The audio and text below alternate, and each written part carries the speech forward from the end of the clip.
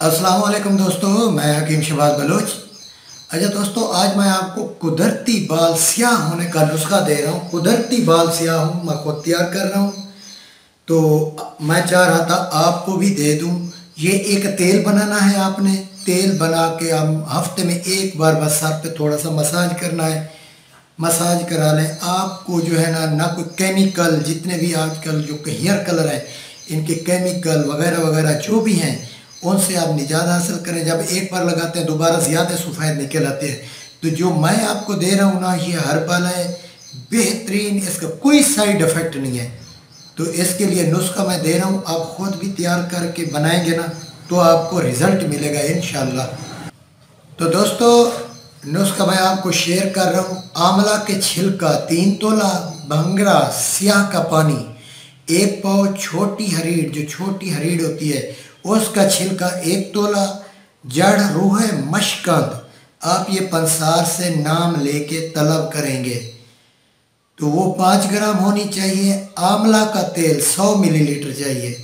तो सबसे पहले जो छोटी हरीड़ है, रूह मशकंद, भंगरा स्याह, तो चलो एक साइड पे हो गया। आंवला का छिलका, आंवला, छोटी हरीड़ और रूह मशकंद, इसको कूट लें अच्छी तरह और भंगरा स्याह में हल कर लें। इसको हल करके आप बॉयल करेंगे। जब देखें पानी 1 पाव से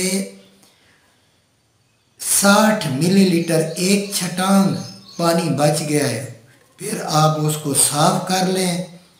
जो छिलका है आंवले का, इसको कपड़ छान कर लेंगे। जब पानी बच साफ कर लें, बाकी कचरा फेंक दें। उस पानी को तिलों, जो है ना आपका आंवला का तेल है जो, उसमें डाल लें, फिर बॉयल करें।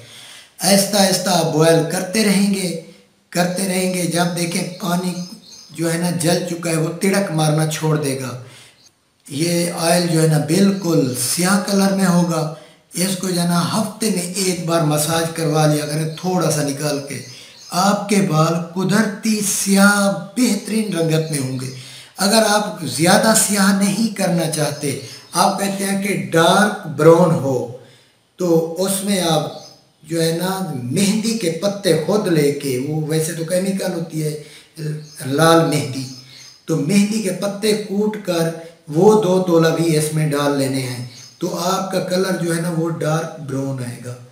तो मैं अपने लिए भी बनाया है, 1-2 दोस्त है उनके लिए भी बनाया है। नुस्खा भी आपको दे रहा हूँ, आप भी बनाएं। दुआओं में याद रखें। Thanks for watching. अल्लाह हाफिज़।